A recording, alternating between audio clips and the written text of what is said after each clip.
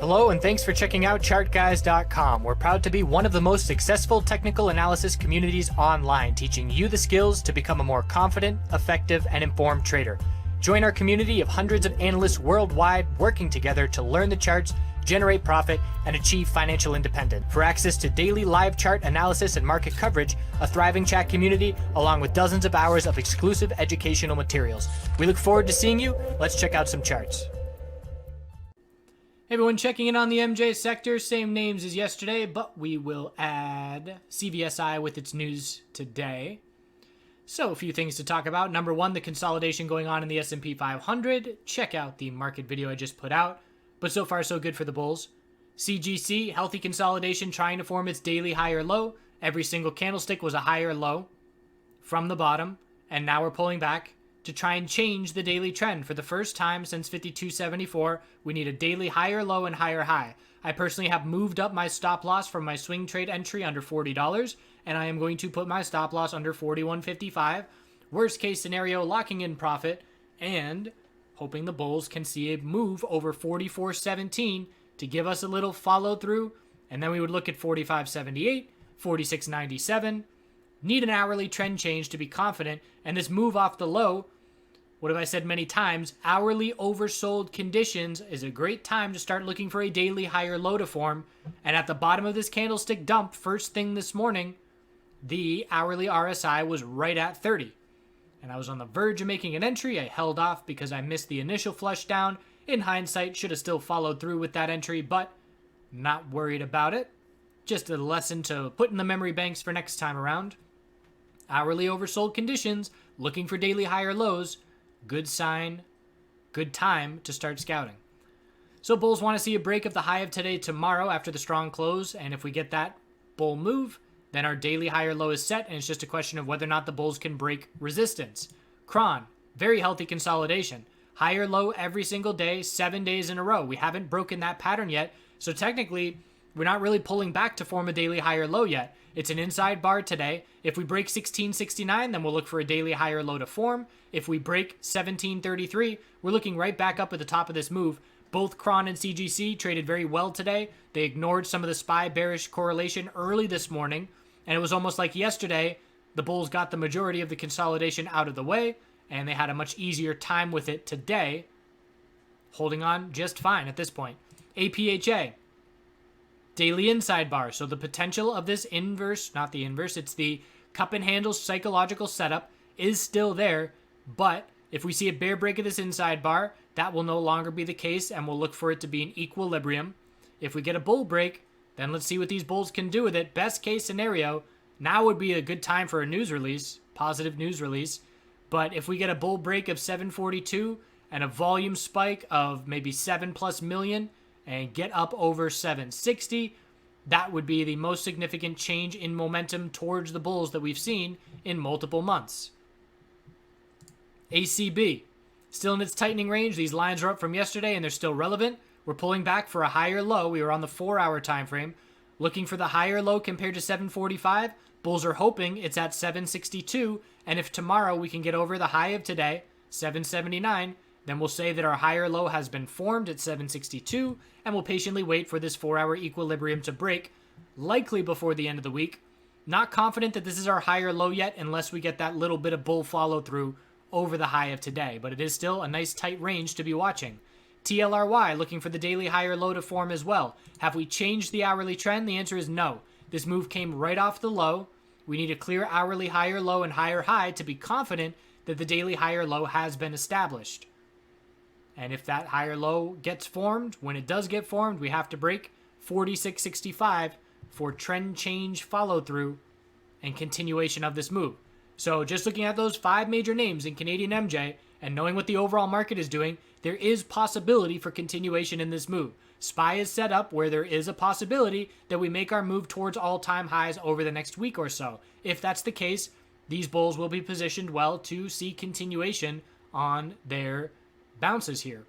And at that point, we would zoom out to the weekly time frame. If any of these names see higher lows and higher highs on the daily time frame, we would then zoom out to the weekly chart and start to plot what would be needed for these weekly trends to begin to change in favor of the bulls. One step at a time, though, we still need more follow through on the daily chart. OGI was similar to ACB on the 4-hour time frame, but we got a bear break today. So we had the low, high of the bounce, higher low, lower high, lower low. So that changes things. It puts the bears back in the driver's seat. We closed at the low of the day. We are looking down at 677 from here, and we have clear daily lower highs every little bounce attempt.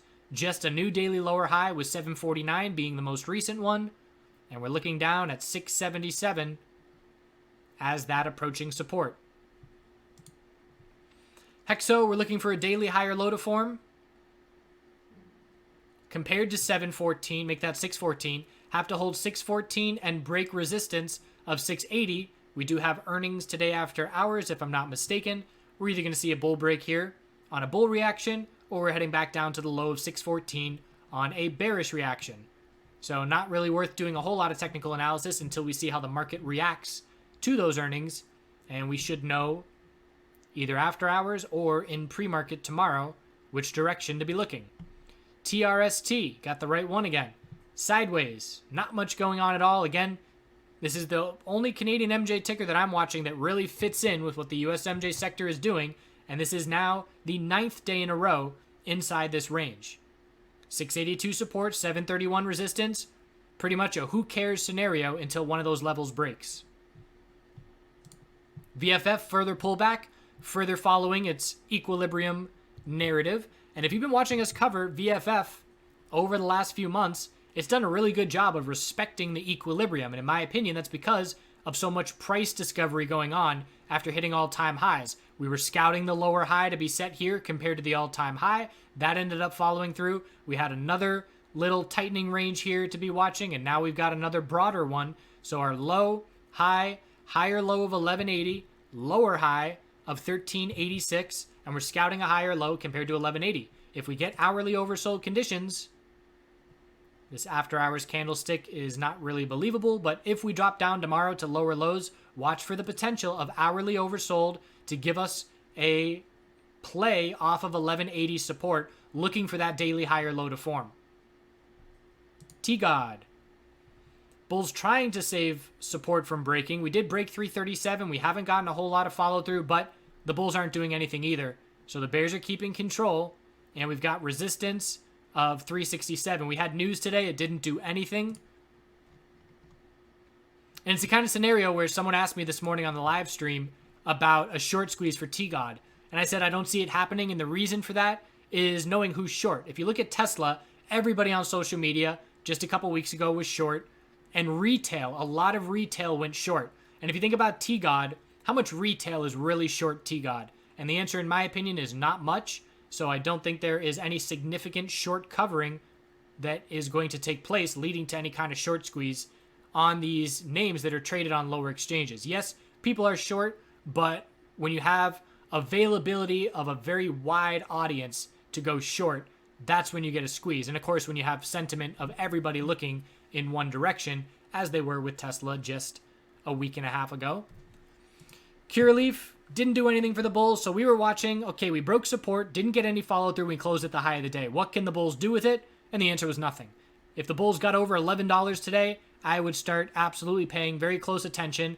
That's not the case. Still very weak. Anything under 1193, just a lower high. Again, playing defense. We're not breaking support with any follow through, but no offense. New resistance, 1070 short term. We'll see if the bulls are able to hold 995, our recent low. C-Web sideways. The range is 1638 support to 1817 resistance. And just like TRST, until we see a break of this range, which we've been within for 7 days now, doesn't really matter what the price is doing. Won't mean anything until that level breaks, one of those levels. So IAN. Let's talk about IAN. Gap down open. In reaction to news that the company has repriced options, not only for upper management, but also for their 132 employees and some other, I forget if it was consultants or what, that work with the group. And they cut those options 25%. So number one, this is not uncommon in the regular stock world. Yes, people can and should view it potentially negatively in just the sense that saying, okay, well, if management is enriching themselves and lowering their options 25% by snapping their fingers and shareholders can't do it, absolutely, I understand that negative sentiment. But the market, the overall market sentiment is such an important factor into how news is digested. For example, we're going to cover CVSI. If CVSI put news out when we're in a weekly uptrend or all-time highs or whatever, if they put that news out that they're partnering with Kroger, we go 20%. And if this news came out when when the USMJ cycle is in a bullish environment, if this news came out in April, we drop maybe 2%. So in my opinion, this is an overreaction. So I am going to be looking to play the dip and buy this bounce, but I've gone into significant detail in how I'm trading IAM because I do have a longer term position. And today is the first day in a while where my longer term position is now red. I've been able to stay ahead of this downtrend by flipping these daily oversold bounces and locking in quick short term profit to lower my cost basis. So my open position of my long term position is red, but I have closed positions that have a decent amount of profit on the year. So they offset each other to a certain degree. But with this gap down open, my longer position is now, the red is now bigger than the green of my closed positions. So I'm personally not really concerned at all at this point because this is not a significant enough fundamental change for me to shift perspective. I am absolutely watching 450 because 450 is our monthly high or low, and monthly uptrends are important to me because we see what happens when we are in downtrends or all-time lows. We see what happens with MedMen or these smaller cap names that pumped, whether it's Tilt or whoever else. When they hit the all-time lows and there's no support, things get extreme. The market can get irrational to the downside, and the last thing I want to be in is long-term positions that are not in monthly uptrends. So 450 is important for me. That being said, if 450 breaks here, that doesn't mean I'm selling. That means I'm shifting my longer-term perspective and selling on a bounce. I'm not going to sell when the weekly chart looks like this. Even if we break support, I would sell on a weekly lower high. So it would shift my longer-term perspective if 450 breaks. If 450 holds, it's a monthly equilibrium, and we would look for a bounce and a lower high to play out. But that would require a whole sentiment shift, not only in IAN, but really what's more important is the sector as a whole. Another thing I want to talk about is this news, of course. This news was public information right here, June 6th. And we traded 3 days of trading, a whole weekend, 5 full days, not a peep. So think about, I have no idea what happened, but how my mind works as a trader, knowing the Wild West that it is, I would not be surprised at all if a group went short, saw this news release by following the filings, went short, waited a couple days, and then it was really Twitter and Reddit that made everybody aware of this. And, that's a good thing to have social media be able to make people aware of information. But the fact that this is occurring today, 3 trading days and 5 total days after this information was public, tells me there might be some ulterior motives out there. If I see this news and I say, that's it, that's the last straw for me, I don't want to be invested in this company anymore, that's fine if that's your decision. If this is enough of a breach of trust that you don't want to be in this company anymore, that's great. But you're not going to tell people that are already going to be reacting bearish to this news that you're selling, potentially influencing them to sell, potentially competing with you to sell your shares. So as soon as I see multiple accounts on Twitter and Reddit saying I'm selling tomorrow, that's a red flag for me, and I'm questioning those people's motives. So I would not be surprised if the news was seen, people went short, spread it on social media. I mean, how many times have we seen this in both directions? We see it all the time.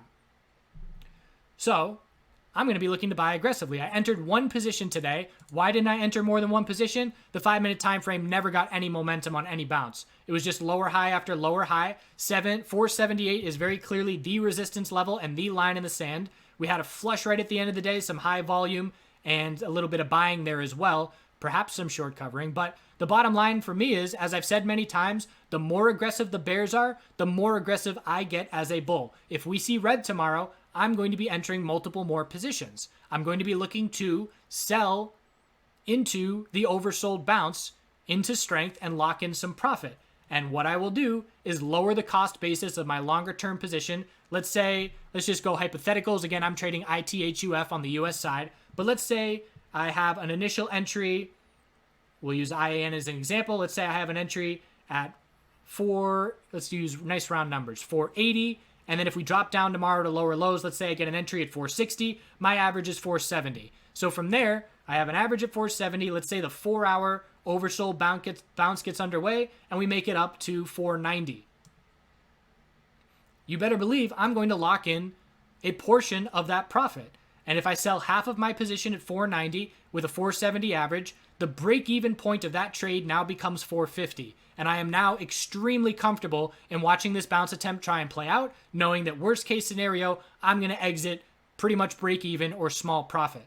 So that's what I'm going to do. I've done it twice now on daily bounces for IAN, one of them very successfully, one of them not as successfully right here. Very short-term opportunity. It ended up being pretty insignificant, but I'm going to be looking to do the same thing. And I will keep a core of longer-term shares, which I will hopefully lower the cost basis of.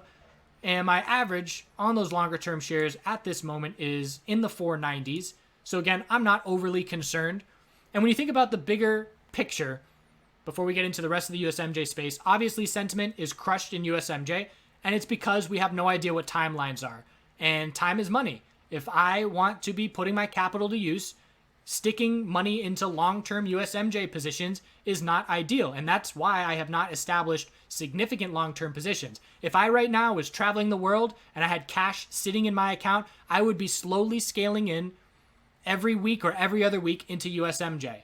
But because I am actively trading, I want to use that capital elsewhere, and it's an opportunity cost if I were to sink that into positions and then not be able to use it for, a daily oversold bounce on Tesla or whatever it is.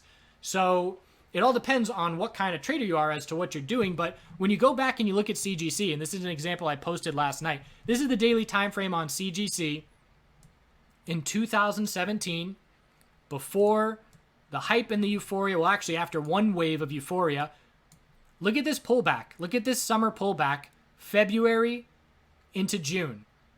We dropped, and from the top of 1439, this is a 65% drop of the sector leader and of a name that would then run 1,000%.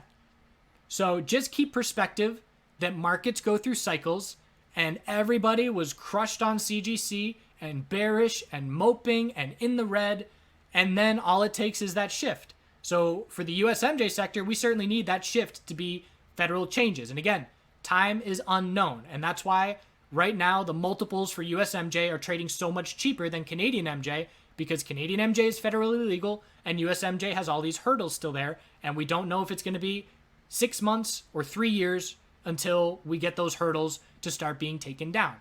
But it's not shaking me from the opportunity that I know is present in USMJ. I am extremely confident that I'm going to make very significant amounts of profit in USMJ.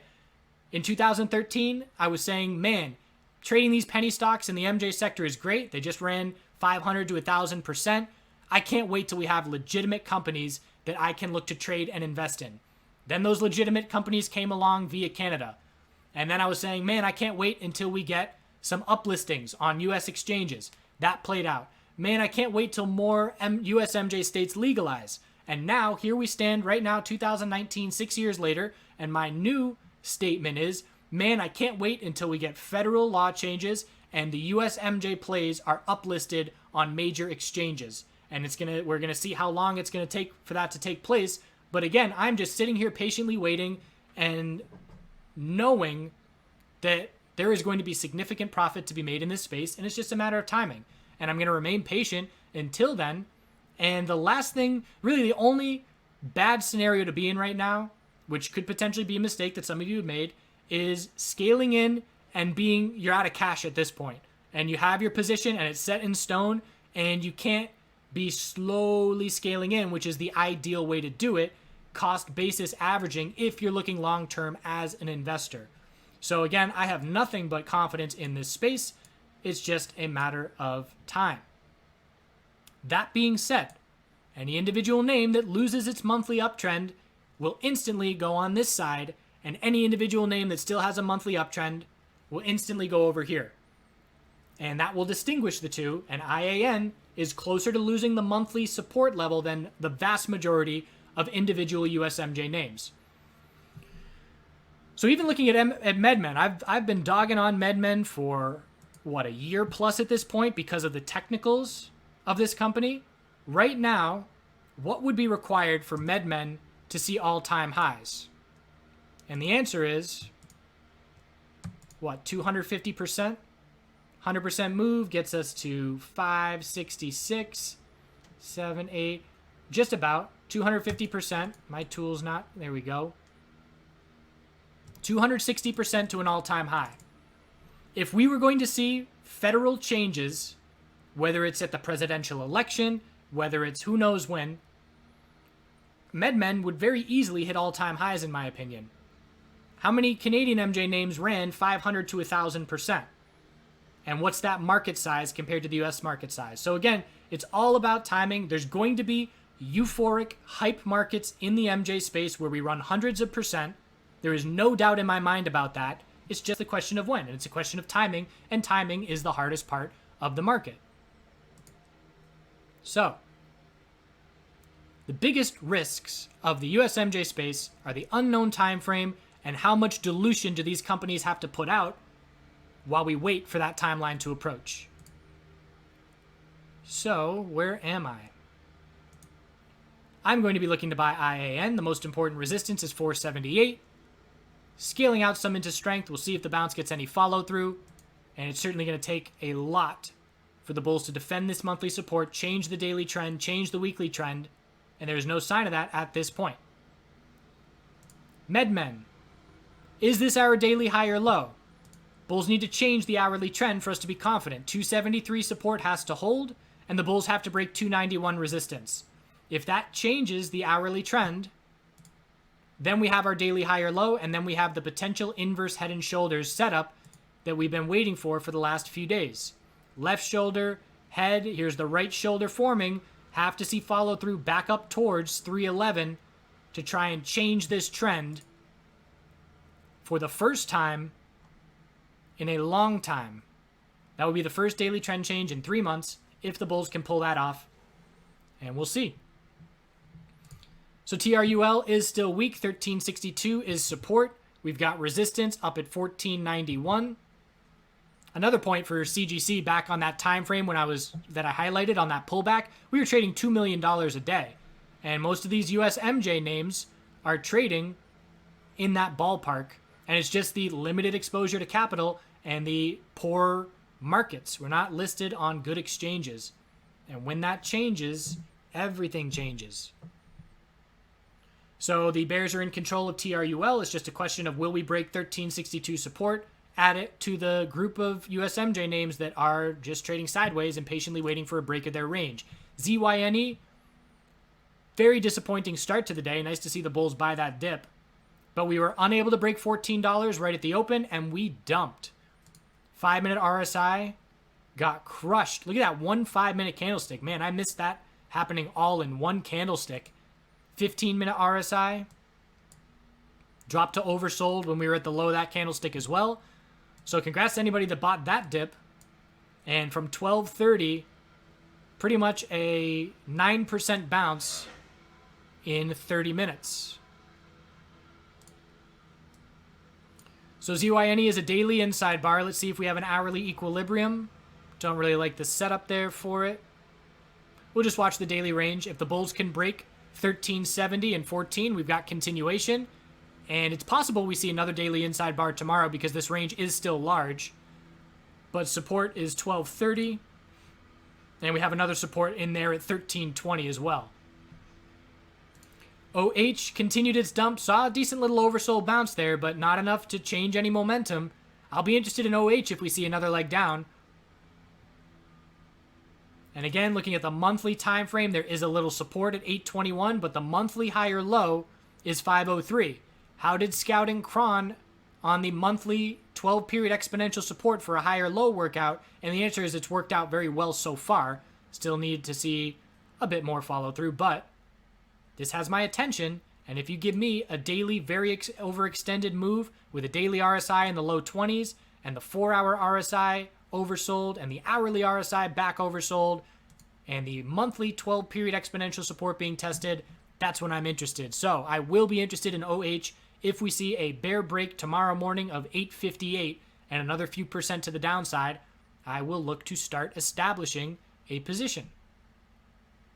CVSI news reaction. So again, partnering with Kroger, pretty big news, and the market did react really well to it, but we also pulled back 5% from the high of the day. And again, market cycles, if you put that news out when we're in a bullish market environment and in a euphoria phase, there is no doubt we're closing at the high of the day and looking at the potential of a gap up tomorrow. So here, it's a much different story where we saw the low, the high of the news bull reaction lasted a half hour and then saw no follow through after that. We have a base of support here at 455 to 457. And we've got resistance at 483 and 494. And a daily inside bar is likely tomorrow, just with how much space we pulled back from the high of the day, but how much space we are still above the low of the day. We didn't break the daily lower high pattern. 498 was the lower high. We topped out at 494. So couldn't even break daily resistance on that news. Let's see if the bulls can regain themselves, get their footing, and try and shift that momentum. Monthly time frame for CVSI. I don't really like the clarity on this monthly time frame. That's that. That's all we got. OH oversold, bounce on watch tomorrow. IAN. Any further weakness? Bounce on watch tomorrow. CGC Cron, Canadian MJ Bulls leading the way. We'll see if they keep up that strength. APHA, keeping an eye out for the potential of that cup and handle pattern. And if the S&P 500 bulls get a bull flag on the daily chart confirmed and we're looking back at all-time highs, that will be best case scenario for the MJ sector as a whole as far as alleviating concerns for the broader markets. Hope you have a good rest of your day. Do some good things out there. And we'll be back tomorrow.